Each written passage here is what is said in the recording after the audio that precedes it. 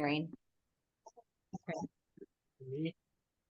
In addition to that, nutritional yeast is great for cheese. Yeah, I actually do put that in my my queso recipe as well. But I didn't know you're saying that you use it like it can be used by itself. Yeah, it can be used by itself. Today I had a large salad, so I had some of it Okay. plain and then I put it on the salad. I use it for a lot of things that you would use cheese for. Hmm. And I buy it in a large container from Amazon, and I don't want to be without it. It's that good. I know a lot of people who are plant-based who do use nutritional yeast. I have a little container. Use what? Nutritional yeast. Oh. And I know some people use it for popcorn too, like their Yeah. homemade popcorn. Yeah. I think I tried it with the popcorn. I guess maybe I didn't do it right. It didn't turn out good, but It didn't but a turn lot out of for other me people had either. success in it. So yeah, might Put have it just on been what I did. cauliflower, broccoli, any of your vegetables that you like cheese on, you know? Hmm. So that's a good point. And just like you said, in harmony with what I was saying, that can be used as a substitute for cheese. And there's other, I think I'm sharing my screen. Can you guys see my screen still? Not yet. Probably No. not. Okay. But yeah, there's other substitutes for, or there's a lot of substitutes, and I find substitutes on Pinterest a lot. There's just things that I'll literally just type in, plant-based this, and they'll actually pop up with something that's a plant-based version for something that isn't. So if you just look around, you're probably bound to find a recipe that is plant-based, but has a non-plant-based alternative or mainstream idea. Okay, so then I have two things on two different types of methods on the screen as far as transitioning into a plant-based diet. And I know we did talk about you do like going into it progressively. So there's two other points that I want to make on that note. So when it comes to paying off debt, I've looked into this for my personal reasons. The two methods that I've heard of or I've seen are called, there's the snowball method and there's the avalanche method. So the snowball method means you're paying for your smallest loans first, and then as you pay that off, then you're able to put the money from that smaller loan and put it towards the bigger ones. And then just like a snowball, as you do that, it gets, a snowball as it rolls downhill, it gets larger and larger. And so as far as the snowball method of debt payment, as you do that, as you pay off those debts, the rate of your debt is reduced, and then you're able to just continue to put that money towards other debt. And then the avalanche method is the opposite. So you pay off the higher interest debt first, and then that would ideally mean that you are saving money over the long term, because the higher interest a loan is, the more you're paying off long term. And so those things came to mind as far as diet reform, because some people might choose to go the slower route, where they are starting with the smaller changes that are more attainable. And then some people might use the avalanche method, where they might just go completely like all in based on, something that's bigger or maybe more challenging for them. And I've seen or I've heard of people who use the avalanche method, so to speak, because they experienced some type of health crisis. So maybe they had like a major health diagnosis like cancer or something that was just life changing, a heart attack. And then they said, okay, I'm just going to go completely raw, or I'm going to just completely eliminate this from my diet. So I think that that's an okay method to use. Sometimes desperate times or drastic times call for desperate measures. So if you've experienced something like a heart attack or cancer diagnosis, you might look at, or you might want to look at something that's more drastic as far as your health.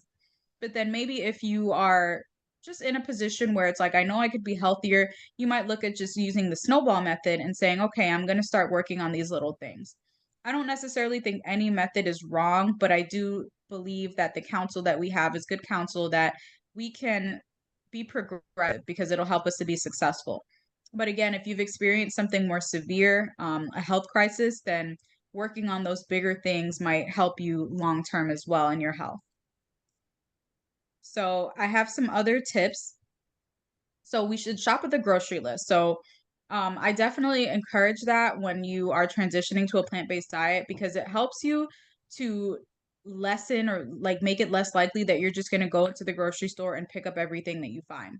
When you're organized, when you have a grocery list and you know what you're buying, you know what meals you're making for the week, then it helps you as far as being a lot more structured with your grocery shopping. And I know that we tend to the grocery store that my husband and I go to, I'll tend to organize our grocery list based on like what's closer to the entrance and what's closer to the back. So it makes it easy in like how we navigate the grocery store so it doesn't feel like such a burdensome chore.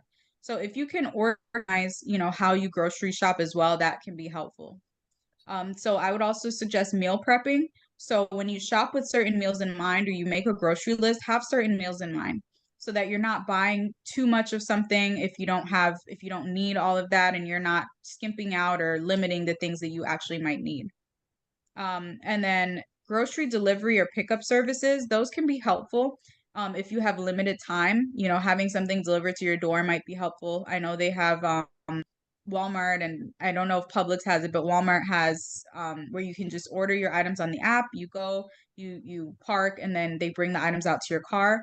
And then I know Publix has Instacart where they deliver the groceries to you. So that might help you if you have limited time or if it's hard for you to adhere to a strict diet.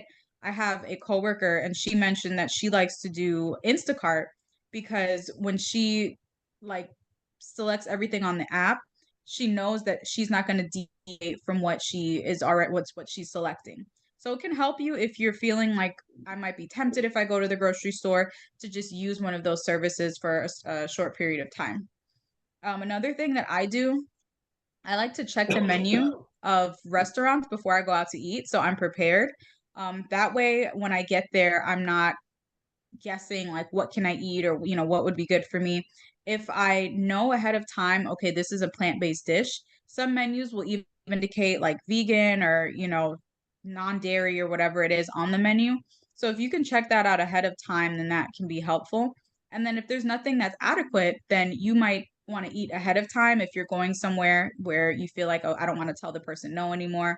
You might want to eat ahead of time or you might say, you know what, I don't feel comfortable going because I don't want to eat these things and I might be tempted to eat that. So just checking the menus ahead of time. And then lastly, using recipe sites like Pinterest. Like I said, Pinterest is one of my favorites because there's so many different options, there's so many substitutes, and even for one recipe, you might find like 5 different variations of them. So if you don't like one, then you can always try another. And then start with changes that are attainable. So we talked about the snowball method and the avalanche method. I do think it might be easier to go with changes that are attainable, that might be a little bit smaller. And Proverbs 13:19, the first half of the verse tells us, the desire accomplished is sweet to the soul. So that tells us that when we've done something and we've made a change and where we've actually accomplished it, that it's sweet for us. And so if we are able to look at this change that you made, okay, I was able to eliminate, you know, dairy or something like that, then moving forward, you're able to look at that and you're able to apply that and it helps to give you confidence to moving forward to something else. And then also to find like-minded company. The Bible tells us in Proverbs 27:17 that iron sharpeneth iron, so a man sharpeneth the countenance of his friend.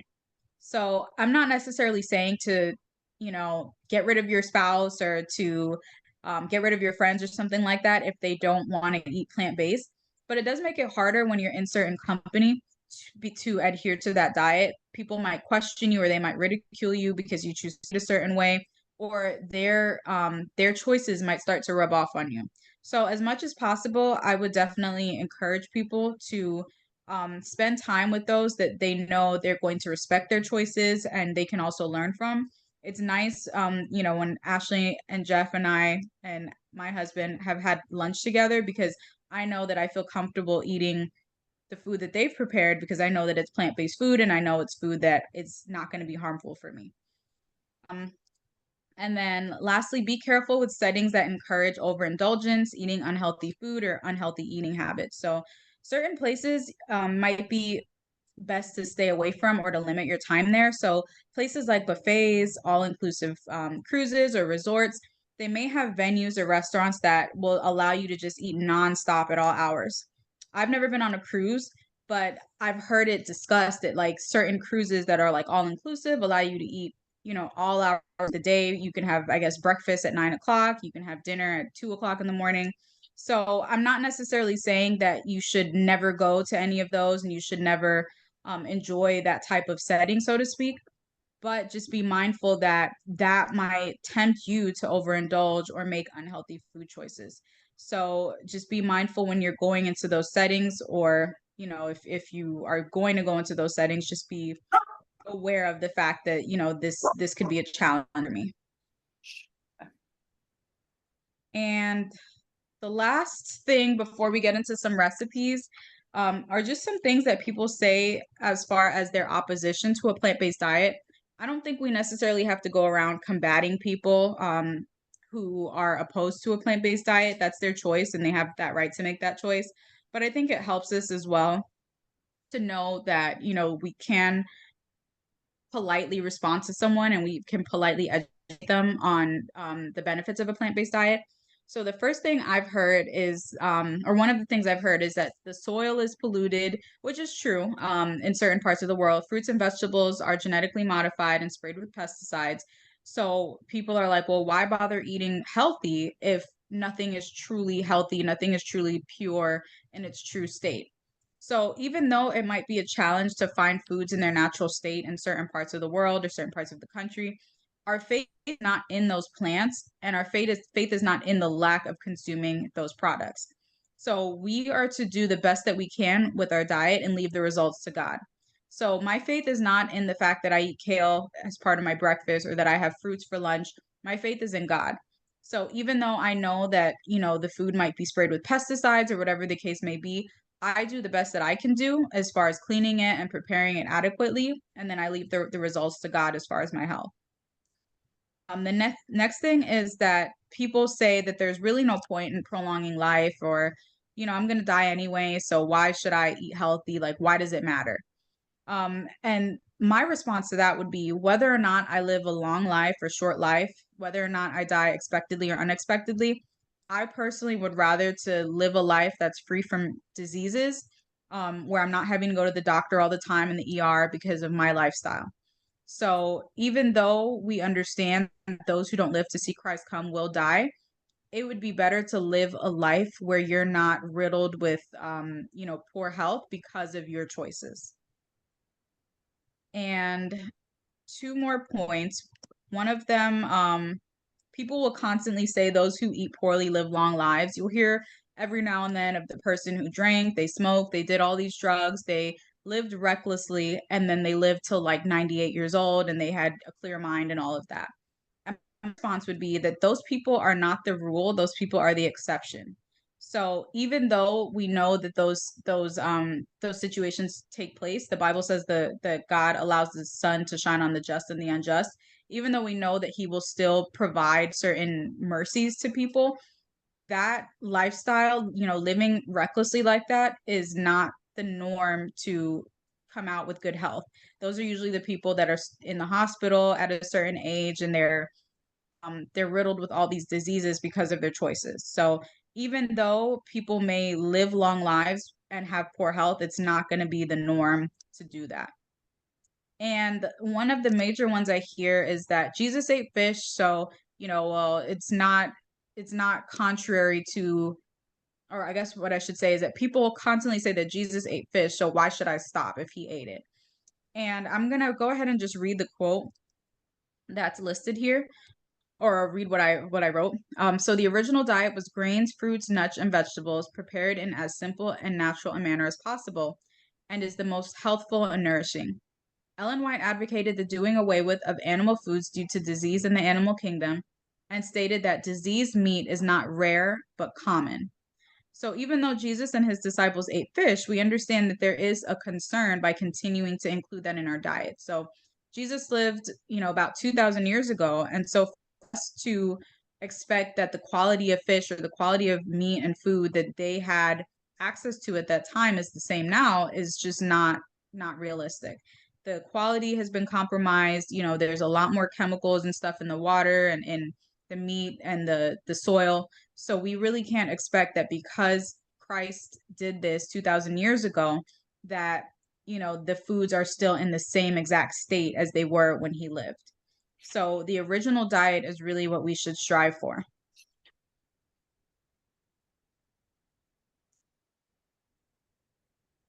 And I'm going to go through some recipes in the last few minutes. So date dip, I like dates because they're sweet and I love sweets. So I use this for like apples. So I know some people will use caramel, so this would be like a substitute for caramel. So the recipe is as follows. You can mash the dates, you pour water to cover them. And when I was looking at it, I only looked at like 1 or 2 recipes. It looked like maybe 3 cups of dates that she used. And then she soaked it for 3 hours and then she strained that water and she kept that water. And then you pour into the blender the water, the dates, some vanilla and some salt. And I think the vanilla and salt would just be to taste. And then you blend all of that and you can use that in oatmeal, sauce, smoothies, etc. And I've actually done that before and it's a great recipe. Like I said, you can use that in place of caramel and then you can use that to flavor your smoothies and stuff like that. And then dates, like I said, dates are very sweet. So I would assume that if you have maybe concerns with like diabetes or any kind of health concerns, you might want to limit how much you consume, but it is still a better alternative to something that's processed. Carob brownie. So I try to, I don't really use chocolate too much. I tend to prefer carob as far as when I'm making brownies.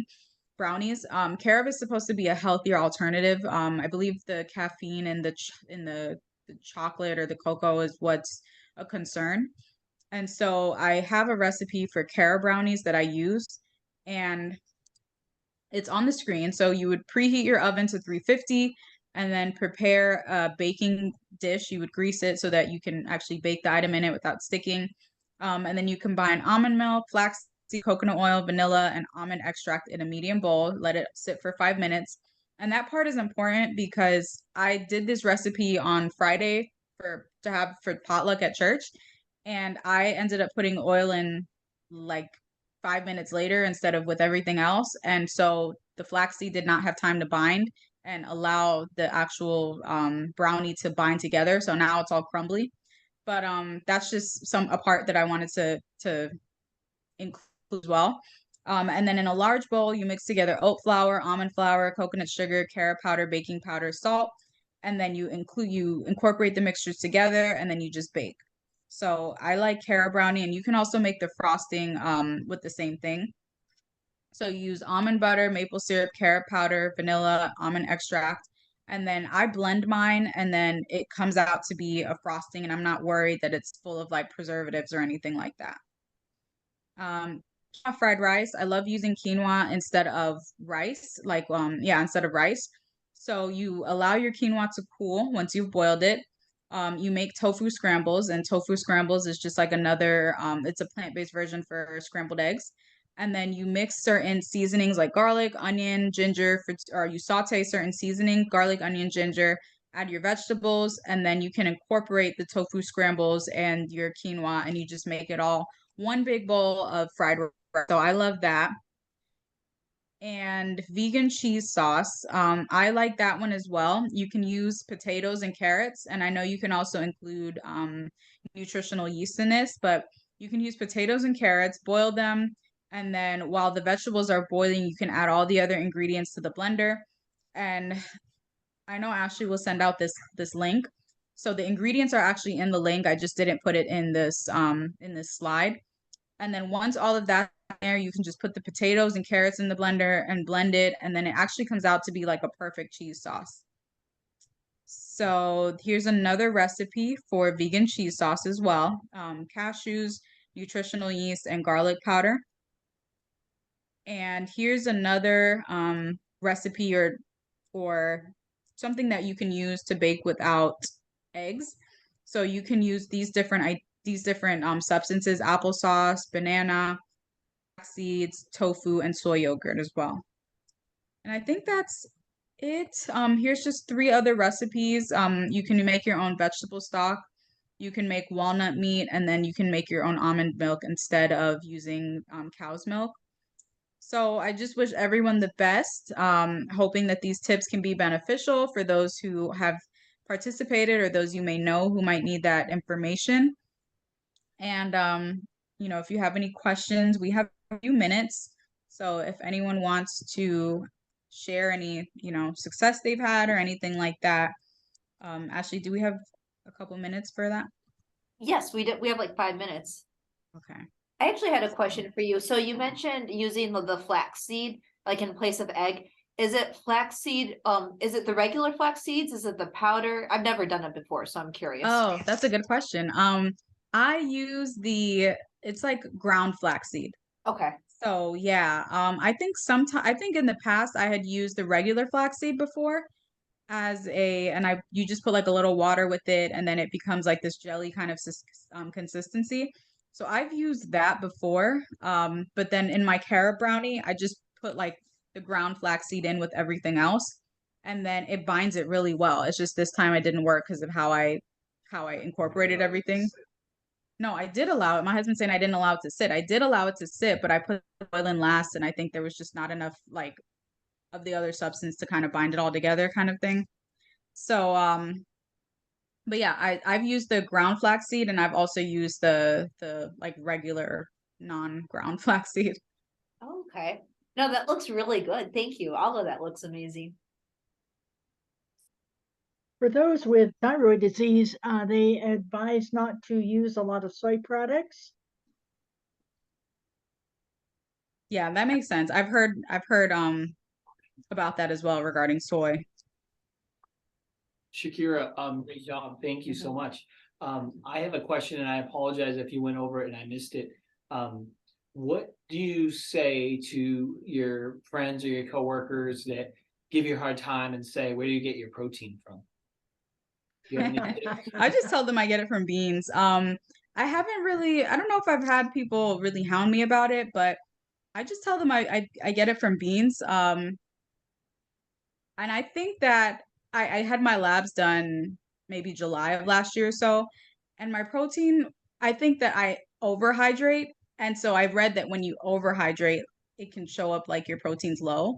So I think that was my thing is I probably drink too much water, or at the time I had too much water. But I think that I would just tell them I get it from beans because it's like if the animals, if we're wanting to get our protein from animals, instead of going like the animals like a middleman, like we should just go straight to the source for protein because that's where they get theirs from. So Great, thank you. I You're usually welcome. tell them to just watch that documentary Game Changers or something. yeah, that's a good Mhm. documentary. It talks Yeah. about all the professional athletes that Right, you get, so. but, right.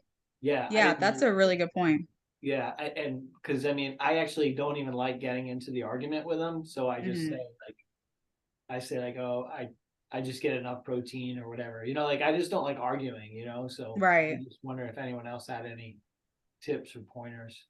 Right. That is a good reference point because like that documentary has so like I watched it when I did the chip class through my job, and that documentary was like eye-opening to me that I think the world's strongest man was plant-based. So I was just really amazed by that, and clearly he's not lacking in protein, he's not lacking in strength or health or anything like that. At least it didn't look like it. So I mean that's a good point to show someone it's not just me who's doing this, but there's people who far exceed me in strength and they're living their best lives eating this way. So We Right. can also, Dr. Goodman up north says that there's more pound for pound, there's more protein in broccoli than there is in steak. Oh, absolutely. Lots of plant foods are higher in protein. yeah, and I would say for myself, like obviously I'm the oldest that I've ever been, but I'm the healthiest that I've ever been. When I did my labs last year, I like to just get my labs done everyone just to see where my levels are. And I was 31, and so this was July. And obviously at that time I was the oldest I'd ever been getting my labs drawn. and the numbers were the best that they'd ever been. I think I started getting my labs done when I moved back to Florida and I was like 26. And I was eating like I was really big on red meat. Like I loved red meat. I loved a good steak. And my levels were not good. I was at the point of having high cholesterol and I was like 26. And they told me that they didn't tell me anything about medication, but just to lay off the red meat.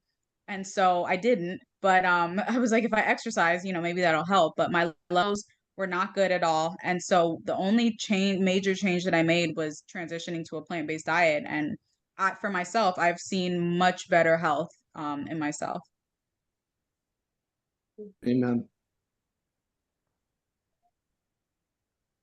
Well, Shakira, I'll- thank you yeah. so much. That was amazing. And I know that I certainly learned a lot, and I'm sure everyone did as well. So if you don't mind, maybe later on, sending this to me, if that's Mhm. okay, and I can just Yeah. forward it out to the group. Yeah, definitely. Yeah, thank you, Shakira. Thank you. Yeah, Thank you're you. Shakira. Thank you. welcome. And if you guys are interested coming out next week, this was actually, we saved the best for last. So this was actually our last presentation on health. If you want to view any of the previous ones, they're all on YouTube. And next week, we're actually going to do a 10-week study on the 10 Commandments. Because when I was younger, even as an adult, just a few years ago, I had a really narrow conception of the 10 Commandments. Like I thought they meant one thing, but there's like so many different levels of each commandment and what it means and how we can keep it and how we break it and how we can work on it.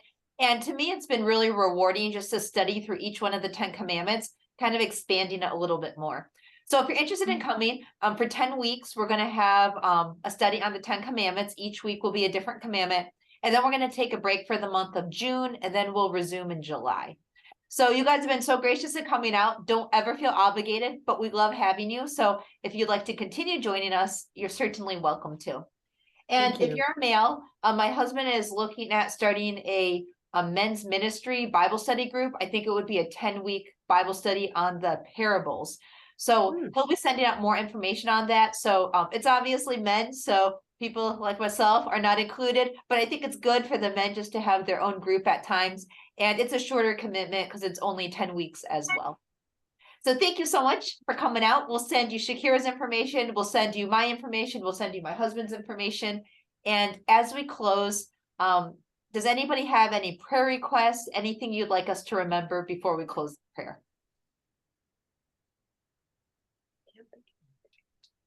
Yeah, we have some of our members are down with Maranatha and